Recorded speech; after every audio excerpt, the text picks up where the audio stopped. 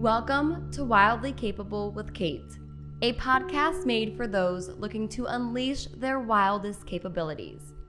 I'm your host, Kate DeRocher, a dating, relationship, and self-worth coach on a mission to help people build better relationships, starting with the one they have with themselves. In each episode, we'll dig deep, turn inwards, and embark on a transformative journey.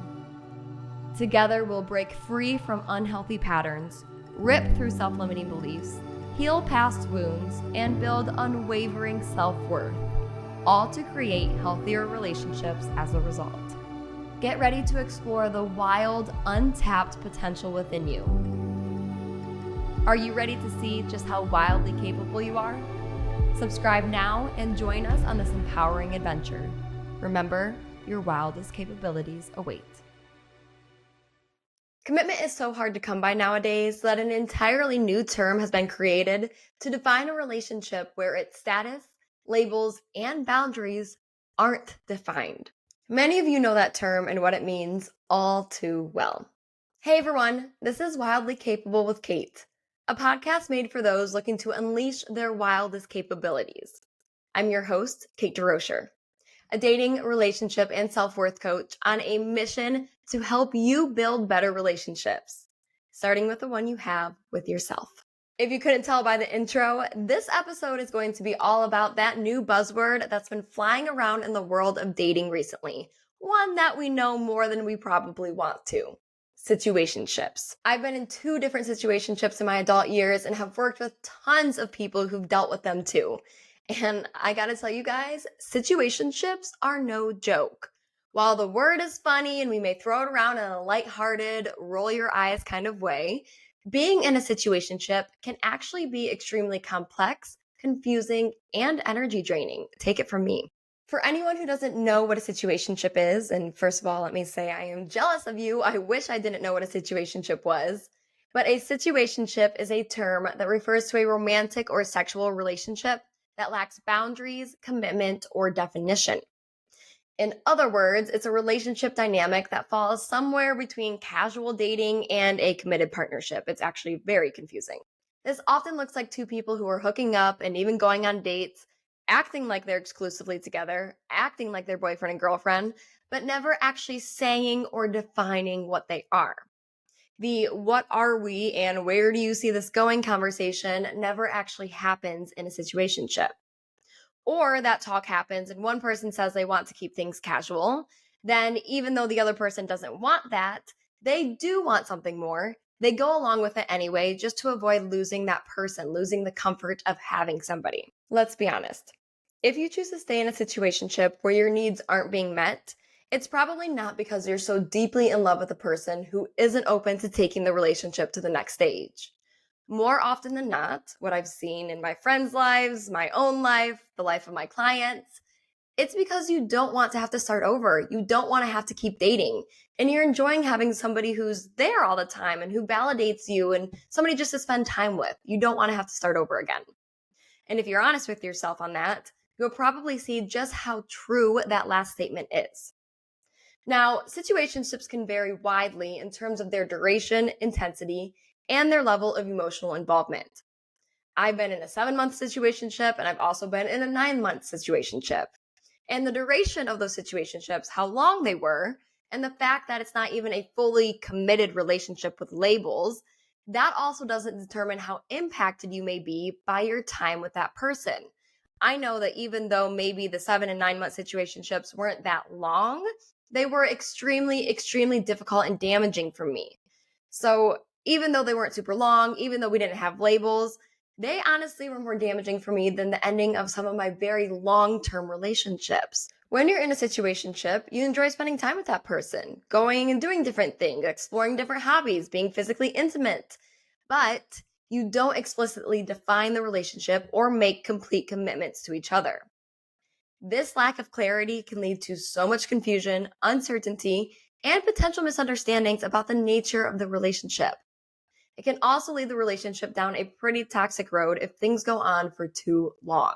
Now, if not everybody's needs are being met, and if situationships can turn sour pretty quickly, why do they even form in the first place? Why do we stay in them for as long as we often do? The answer to those questions, you guys, can be found in a few things. And the biggest of them, in my belief, is with your self worth.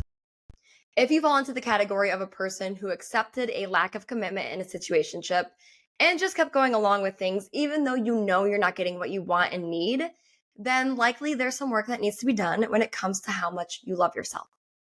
When we don't fully love ourselves, we accept less than what we deserve. On the flip side, when we heal the relationship we have with ourselves, it becomes next to impossible to accept breadcrumbs, confusion, or being treated as if we aren't a priority.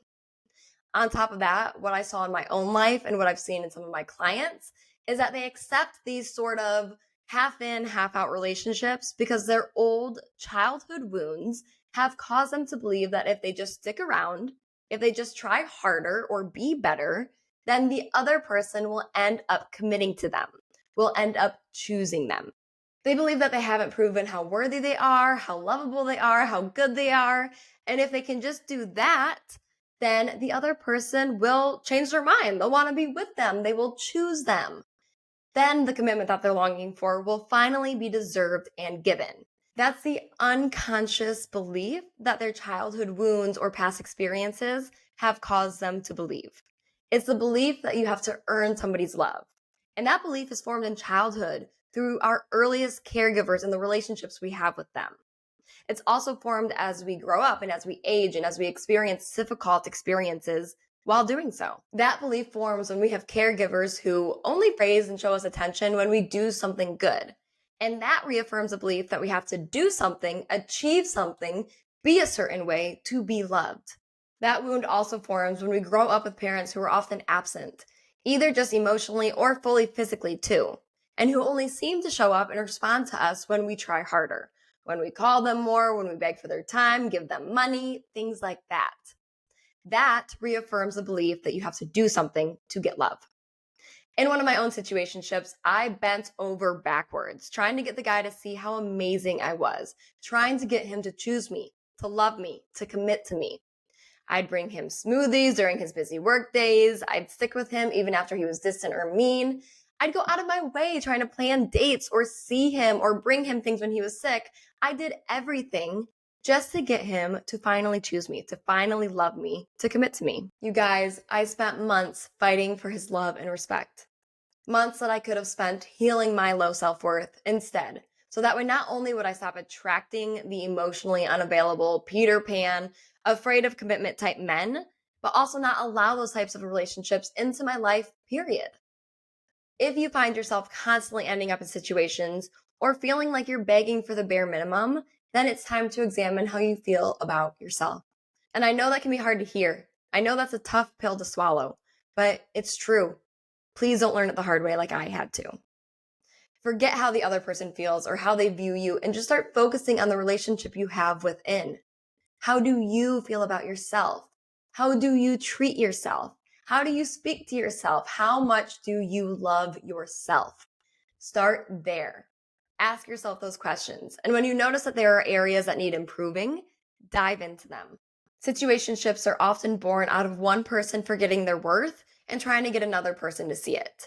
So if you can remember and stick to your own worth in an unwavering, unapologetic way, then chances are you'll never find yourself in that type of dead end relationship again.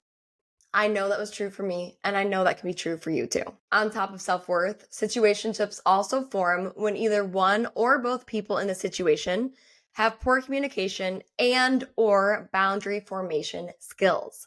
There are definitely circumstances where commitment in a relationship is delayed because someone in that situationship is too afraid to speak up and say what they truly want, a relationship. They're afraid of coming off too strong, seeming needy, or even just scaring and pushing the other person away. They lack the communication skills needed to speak up, and they lack the boundaries and backbone needed to not allow the in-between confusing stage of that situationship to continue past a reasonable time.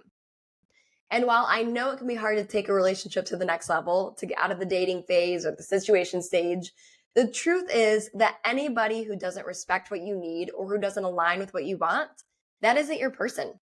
So if you bring up the talk, you guys know the one where newly dating couples discuss what they are in terms of labels or terms or where the relationship is heading.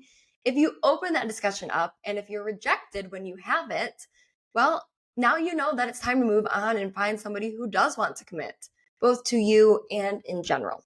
So it's a risk worth taking. If you're listening to this and you're a person who desires an actual defined committed relationship, then as you go on dates and start to get to know someone, you need to be very clear with yourself on what you will or will not allow. You need to have clearly defined, strong boundaries, and you need to know what they are before you get in too deep with somebody. Don't allow the dating stage to be drawn out for months and months after it's clear that the next step already should have been taken. Don't allow the other person to string you along and tell you that they aren't ready for a relationship right now, but maybe might be down the line. I've been there. It's not true. They are stringing you along. Don't allow the casual nature of the relationship to just keep going on and on. Sit down and have that conversation. Tell them what you want. Share your needs. And if they don't meet you in the middle, then move on. It's okay. But have those boundaries set with yourself immediately. Set them now before you start dating so you don't get stuck into a situationship. Next, situationships also happen when one or both people have a fear of commitment. Oftentimes, it's just one. Now, plenty of people, especially in today's age, honestly really struggle with the idea of commitment. I saw it in my own relationship. I see it with my friends. I see it in so many clients. If you think about it, there's very little in our society today that actually even fully rewards somebody for committing and sticking to something, let alone someone. If you think about it, there's very little in our society today that actually even awards fully committing and sticking to something, let alone to someone. We aren't rewarded the same way we used to be for having a clean driving record, for example, or for sticking with one company for years and years. We aren't rewarded for taking years to build something, and then instead we often jump from one dream to another. Today, commitment is almost seen as being taboo, as if 100% autonomy is the norm and that's what should be desired, while commitment is much less common. It's even seen as a trap, as a death sentence. How often do we see in the movies people joking about how marriage is the end of your life? Far too often. When you add the way society seems to present and talk about commitment today, on top of the true fear that many people feel when it comes to commitment, it's easy to see why situationships are becoming more and more common. People become scared of a commitment due to past hurts, breakups, ended engagements, betrayals, seeing their friends or family members in unhealthy relationships. So many things cause us to be afraid of committing and sticking to one person. If those fears that come with those situations aren't healed, they can often manifest into a complete avoidance of commitment. And that's manifested and created out of the desire to protect yourself from ending up in a bad situation or being hurt again. The reason that fear is formed isn't bad. It's your brain and your body trying to protect you, but you just don't need your brain and your body to protect you in that way. We need to remove that fear of commitment. Now, I've seen people completely push other people away because they are so scared of sticking with them. They're programmed to believe that if they get closer to that person, if the relationship becomes more serious, then they're setting themselves up for pain. It's a true fear. They would rather shut things down before they get too far instead of risking the potential difficulties or heartbreaks that may come in the future. They cut off the possibility of a beautiful, amazing relationship out of fear. So when the time comes to develop a relationship further, they shut down, they run away, or they just fight to keep things casual. And that is often how situationships are formed. I've been on dozens of coaching calls where I've tried to help the other person, the one who's with someone who's afraid of commitment, understand that the person's inability to show up and commit to them, stick with them through the hard times, likely has nothing to do with them and everything to do with the other person and their fear. It's their unawareness that healing is needed, or their inability or unwillingness to do that healing that's preventing the relationship from developing or causing the person to run away. Now, if you want my opinion, which you likely do because you clicked on this podcast, I believe that situationships are the easy way out. They're a cop-out. Situationships give people the chance to act like they're in a relationship and to feel like they're in a relationship without actually being in one. Situationships provide a false sense of comfort. They allow you to spend time with someone, be romantic with someone, do fun things with that person, act like you're a couple without actually having to give yourself to them, without actually having to give more of yourself to them. For those of you who actually prefer situationships and work to prevent a relationship from developing further, for the people who are listening to this who try to just keep things casual or say that they're only looking for a casual relationship, I believe, and I'm sorry to be so pointed towards you, but I hope you can hear this. I believe that that is your way of playing it safe, of protecting yourself. In these cases, situationships are a way to avoid the hard work that comes with any and all relationship. And it's a way to avoid doing the healing that needs to be done to overcome your relationship fears. And for those of us like me who keep falling into the dead end trap of situationships but are desperately looking for something else, situationships are a sign that we haven't fully done the hard work of loving ourselves and releasing our old patterns. We haven't done the hard work of learning how to identify and stick with healthy matches, people who are emotionally available for us. No matter which side of the situationship you fall on, you're taking the easy way out. But the thing is, it may be easy in the short term, but in the long term, it will leave both parties hurting. No matter which side of the spectrum you fall on, not addressing this work now will make it harder for you in the future. So for the person who walks through life throwing relationships to the side and never giving someone their all, you're going to be left hurting in time when you realize that you have no deep, lasting relationships to turn to. Once you finally pause and take a good hard look around yourself, you're likely going to realize and wish that you had taken the harder way earlier and learned how to build healthy relationships, even though it means risking being hurt. While it may seem that that person doesn't care right now, I promise you that there comes a point in every man or woman's life who avoids commitment like the plague, where they realize how much they've missed out on, where they realize that they're suddenly alone, and that's not a place you want to end up in. For example, I recently had a girlfriend who was seeing a guy for a couple months. She wanted more, and with time, it was clear that he wanted to keep things casual. Once she started to express her needs or the things that weren't working for her in their relationship, he began to pull away. So much so that eventually one day, instead of having a hard conversation, he up and ghosted her, completely ghosted her. She's never heard from him again. Now, my sweet, dear, lovely friend was really hurt and blindsided by his decision and actions. She couldn't understand how he could seem to just so easily move on. But the biggest thing I wanted her to know through it all was that while it seemed easy for him to detach and just walk away and pretend like there was nothing, while it seemed like he didn't care at all and like there were no consequences to how he treated her, that while she may not see it now and maybe never see it, he's actually deeply hurting already. Or he will be once he wakes up a little bit more. If there's anything I've learned over years of dealing with men and people like that, it's that that guy, the guy that my friend was seeing, he's actually the one who's so broken and hurting that he has the capability to even treat other people the way that he does. That's a surefire sign that he's really hurting on the inside. How we treat somebody is a reflection of how we feel about ourselves. On the flip side, for the person who keeps accepting situationships and treatment like that guy gave to my friend, it may be easier in the short term to just pretend like you're cool with it, but every time you compromise on your needs or boundaries just to make somebody else feel more comfortable, you'll end up losing trust and respect for yourself in the long run. I know this because I was that person. I had to learn this the hard way. I stifled my needs and broke my boundaries because I didn't want the person I was in a situationship with to leave. I wanted that temporary, false comfort, security, and validation that they were providing me because I wasn't ready to give it to myself yet. And while I'd lie to myself and pretend for months on end that I was the cool girl, the girl who could just go with the flow, the girl who didn't need anything from anyone, once I finally did leave those situationships, I was left so heartbroken every time. I'd get out of those relationships and be so confused on why I was even in it in the first place. They made me dislike myself, act desperate, accept the absolute bare minimum. They made me forget my value and lose trust in myself. And untangling that mess was much harder than it would have been to just walk away from the person who couldn't give me what I wanted and needed in the first place. If you identify with either of those two people, the way you prevent yourself from facing a ton of hardship down the road is to turn to yourself now and figure out where your healing is needed. Whether you need to heal your emotional unavailability or learn to love yourself more, being in a situationship points towards the fact that healing is, in some way or another, needed.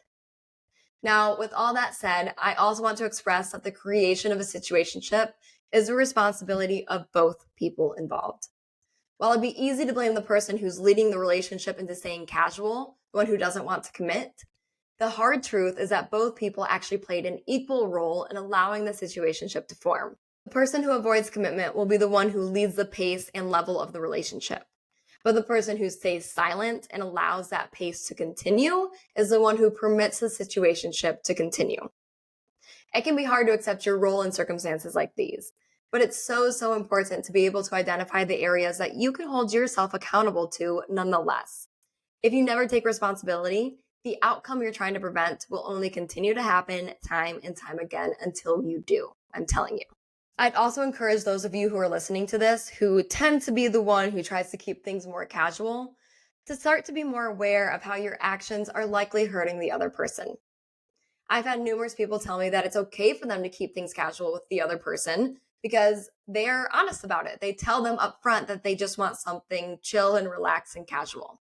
They think that as long as they're honest about not wanting more, then they're off the hook for any negative feelings the other person may experience with time. And while it's true that it's the responsibility of the other person to remove themselves from the situation if it doesn't serve them, as a kind, caring, evolved individual, you also have a responsibility to be aware of how your actions are affecting someone else, regardless of whether you're transparent about them or not.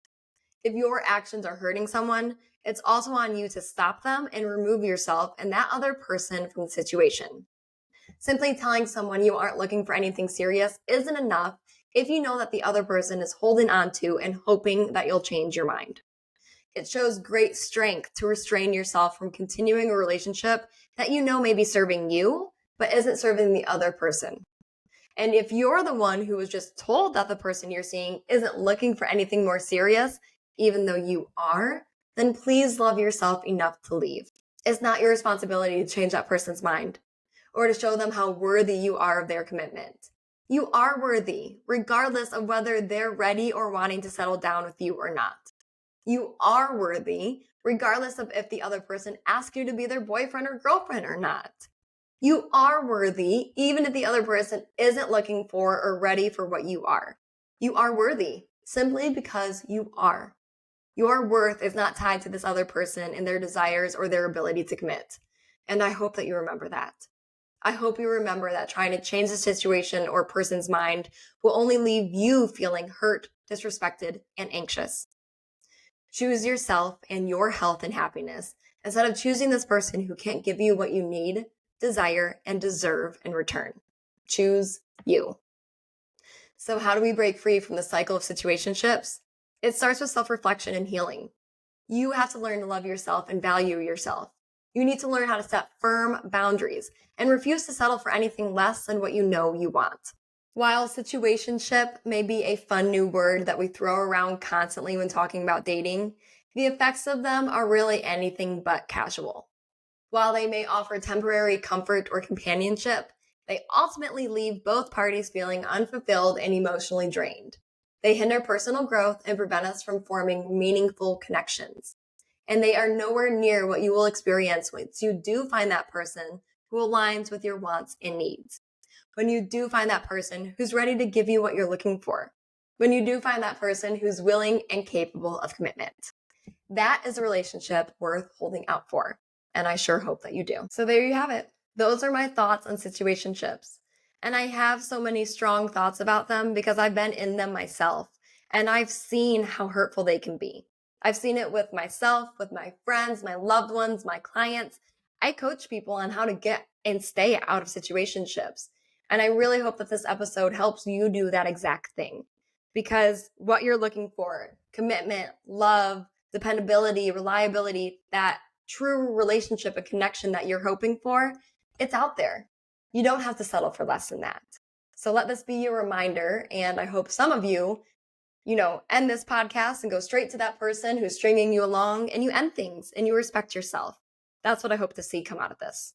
Thank you guys so much for tuning in. My name is Kate, and this is Wildly Capable with Kate. I love doing this with all of you. So if you enjoyed what you listened to, if this helped you in any way, please go let me know. Let me know on my Instagram or TikTok at Coach Kate DeRocher. Leave a comment right here in Spotify, Apple, YouTube, wherever you get your podcasts from. And tune in next week because we have more to talk about. And this is the Wildly Capable with Kate podcast. I created it out of all of my own difficult dating and relationship experiences. And I really hope that it helps some of you form better relationships as a result. If you are interested in exploring how to do exactly that, how to break free from situationships and never be in one again, then DM me the word capable and we'll talk about what coaching could look like for you. And if you liked what you heard, if you got out of a situationship after listening to this episode, please leave me a comment. Please let me know. Please like the podcast, subscribe to it, rate it. It helps me get these messages out to more people, more than you can even imagine. So your support is so appreciated as always. Thank you for tuning in, and I will see you here next time on Wildly Capable with Kate.